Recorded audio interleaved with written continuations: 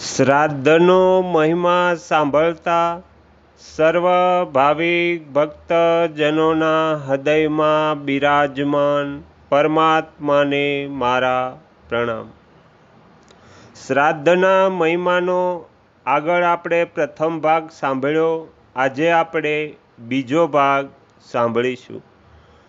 હરિ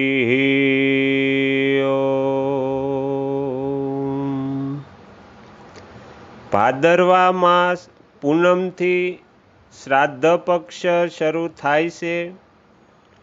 ભાદરવા શ્રાદ્ધ પક્ષ વધારે શ્રેષ્ઠ માનવામાં આવે છે.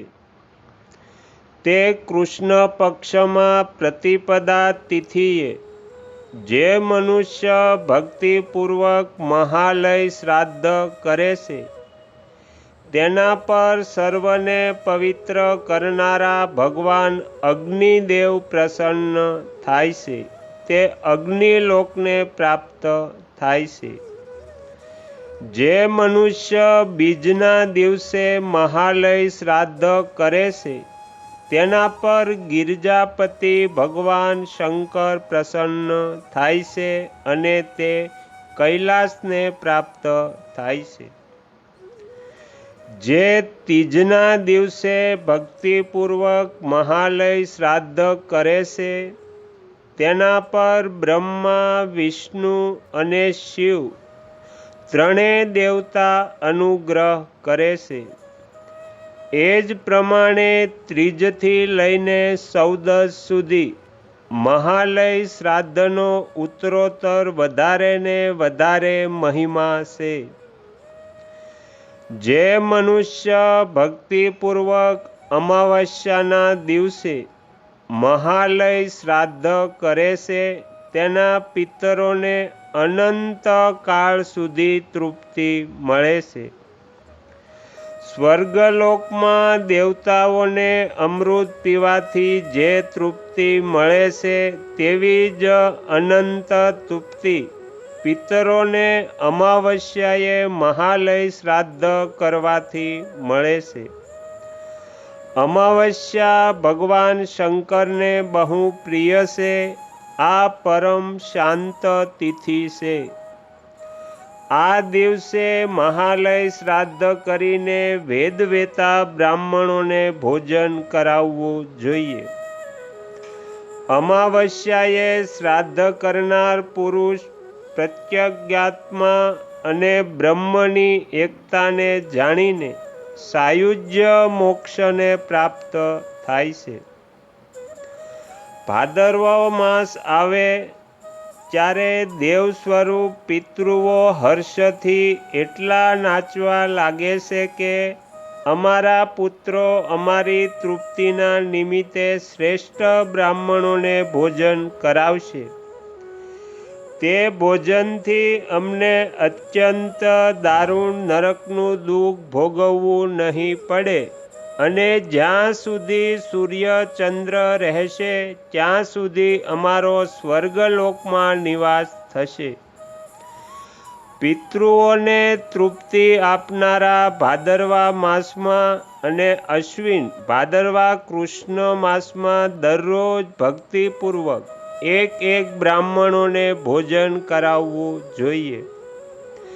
એનાથી તેનું પિતૃકુળ અને માતૃકુળના પિતૃઓ તૃપ્ત થાય છે.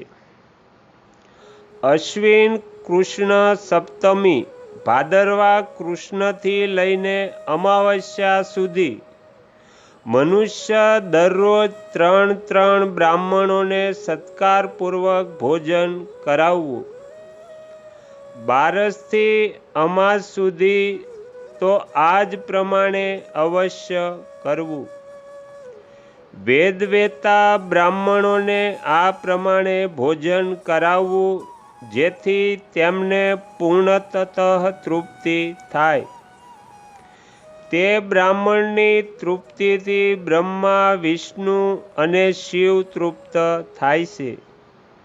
અગ્નિશ્વાત વગેરે પિતરો, ઇન્દ્ર વગેરે દેવતાઓ અને વધારે તો શું ત્રણેય લોક પણ તૃપ્ત થાય છે.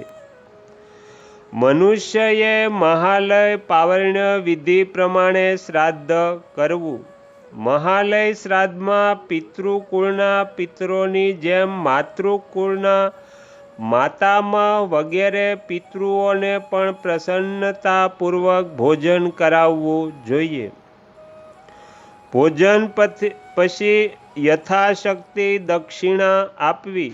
જેમ આગળ ચાલનાર બળદ વિના ગાડું આગળ વધતું નથી, એ જ પ્રમાણે પિતૃયજ્ઞ પણ દક્ષિણા વિના સફળ થતો નથી. તેથી કલ્યાણની સિદ્ધિ માટે મહાલય શ્રાદ્ધ અવશ્ય કરવું જોઈએ. જો માતા પિતાના મૃત્યુ તિથિના દિવસે એક ઉદ્દિષ્ટ શ્રાદ્ધ ભૂલથી કરવામાં ન આવ્યું હોય તો પણ મહાલય શ્રાદ્ધ અવશ્ય કરવું. જો પોતાની શક્તિ ન હોય તો બીજાની પાસેથી ધન માગીને પણ પિતરોનું મહાલય શ્રાદ્ધ કરવું. પ્રથમ બ્રાહ્મણો પાસે યાચના કરવી જોઈએ. જો તેમની પાસેથી શ્રાદ્ધ માટેનું ધન પ્રાપ્ત ન થાય તો મહાલય શ્રાદ્ધ કરવાની ઈચ્છાથી ઉત્તમ ક્ષત્રિયો પાસે યાચના કરવી.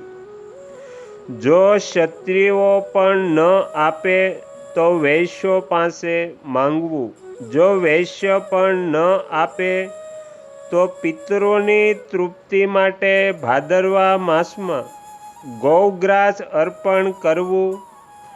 જો ભાદરવામાં અશ્વિન માસમાં સૂતક વગેરે દ્વારા શ્રાદ્ધમાં વિઘ્ન ઉપસ્થિત થાય તો સૂતકનો સમય પૂરો થયા પછી માર્ગશીર્ષ માસમાં કોઈ પણ દિવસે પ્રાવણ્ય શ્રાદ્ધ કરવું જોઈએ. તો અહીંયા શ્રાદ્ધનો મહિમા જેમનો બીજો ભાગ સમાપ્ત થાય છે. હવે પછીના વિડીયોમાં આપણે ત્રીજો ભાગ સાંભળીશું. તમે તમારો કિંમતી સમય આપી એકાગ્ર ચિત્તે પ્રસન્નતાપૂર્વક શ્રાદ્ધનો મહિમા સાંભળ્યો એ બદલ હું આપ સૌનો ખૂબ ખૂબ આભાર વ્યક્ત કરું છું અને આશા પણ રાખું છું કે તમને સાંભળવો ગમ્યો હશે. જો ગમ્યો હોય તો બીજા 5 લોકોને પણ સંભળાવજો. શ્રી સદગુરુ દેવની જય. આગળના વિડીયો જોવા માટે આ ચેનલને સબસ્ક્રાઈબ કરો અને જો આ વિડીયો પસંદ આવ્યો હોય તો લાઈક કરો.